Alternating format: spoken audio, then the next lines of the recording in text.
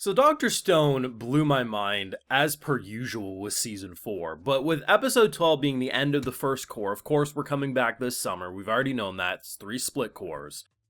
But to end the season, my entire prediction was, oh, we'll end it in a way of like, we agree to meet up, right? Like Senku, Zeno, we're both gonna meet up, we both have an upper hand, we both have a disadvantage. No, no, no. Senku's already met up with Zeno.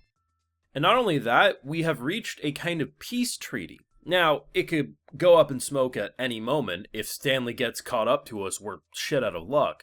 But the idea of, like, Senku doing the biggest gamble of his entire life, of this entire show, of, I'm giving you the formula of revival fluid. Not under the guise of, oh, if you do this. No, he straight up gave the formula and said, listen, you're going to build me a city of 1 million people.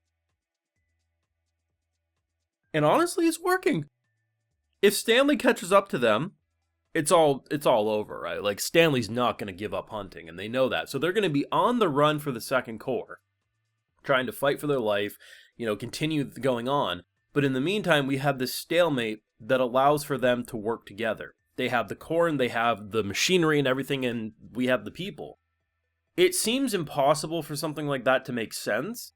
And honestly, if you would have said that to me last week, I would have been like, I'm sure Dr. Stone could make it work, but I don't see how. But immediately seeing it in execution, I'm like, oh yeah, that actually works. Without a single doubt in my mind, this was the best season of Dr. Stone, and we're only a third of the way through. Want to support my work, see my full thoughts, of course we got the Patreon, full link at live reactions over there exclusively. So, my favorite point is honestly how Zeno responded to Chrome.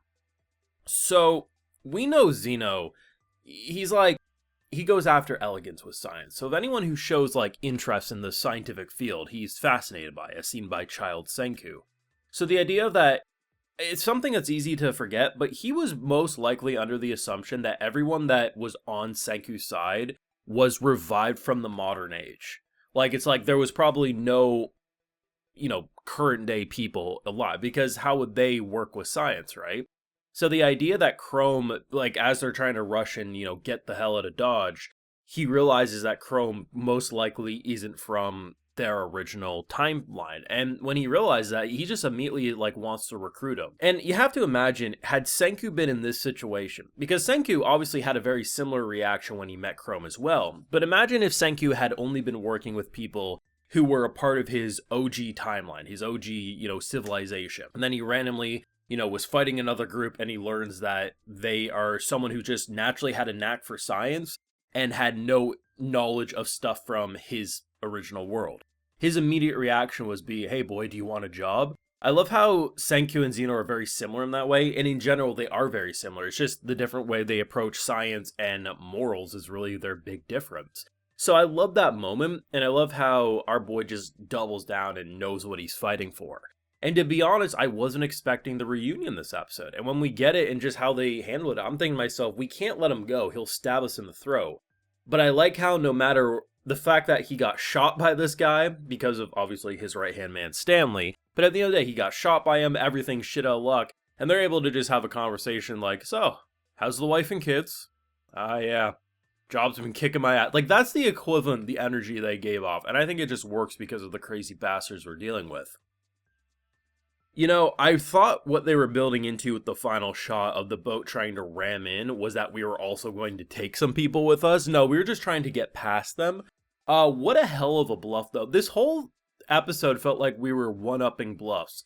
Attaching the Medusa to the front of the boat, and then having, obviously, the group understood the assignment. Oh my god, we're gonna get petrified, so most of the people jump overboard. As Stanley, big dick energy, biggest balls around, is like, if I'm getting froze, I'm getting froze, and just starts blasting. The fact that he's like, either this thing was always a bullshit bluff, or it's broken. I love the logic, like how they're able to deduce these things in such quick ways. It's just so brilliant, and I love that.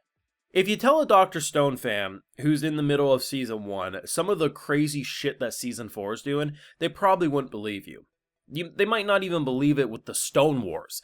And look at how the Stone Wars seems like child's play with what we're dealing with now. If they go the direction of Cour 2 is on the run, we work together, and then probably somewhere midway through, 2/3 of the way through Cour 2, we've reached the point where we need to be. It would make sense if then Y-Man comes back into the fray and it brings everyone together to no longer attack each other. Like, that feels like where we'd naturally go.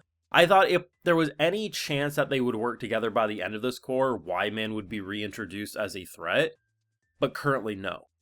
And what we seemingly know about Y-Man, whether entity, AI, aliens, whatever it is, when the Americans were very close to the truth before the mass petrification, everyone got petrified. I am waiting for that to happen again with this current civilization.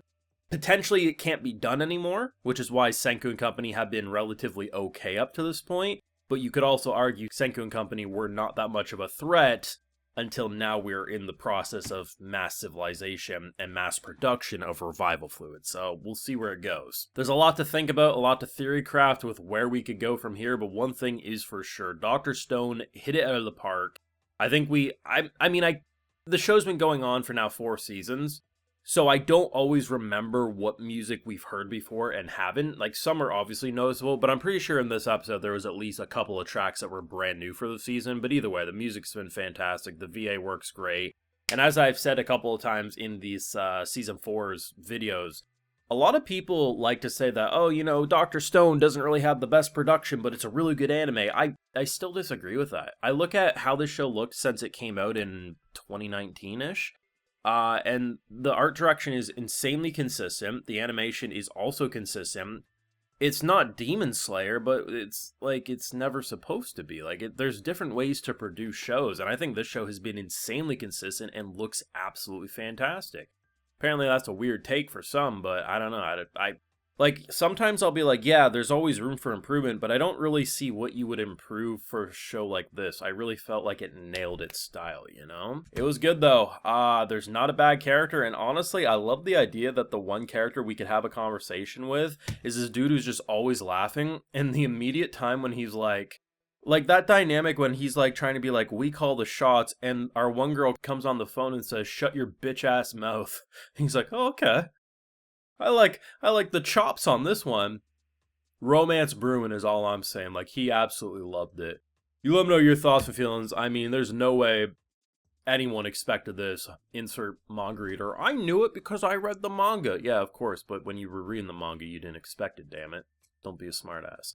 Let me know your thoughts down below. Leave a like if you enjoyed, subscribe if you're new around here, of course, ring that bell, and like I mentioned, full live reactions over on Patreon, and hey, while you're over there, I'll also give you a video shout out. Alright, so today we got Chemists. Restart Coon, Squealton, More Rudd, Shadow Cyber Demon, Wujan, Brandon Logren, Fate, Zeshram, Dark Lord, and we also have Dylan Miles. So I appreciate the support, everyone. Please take care. You all have a good one.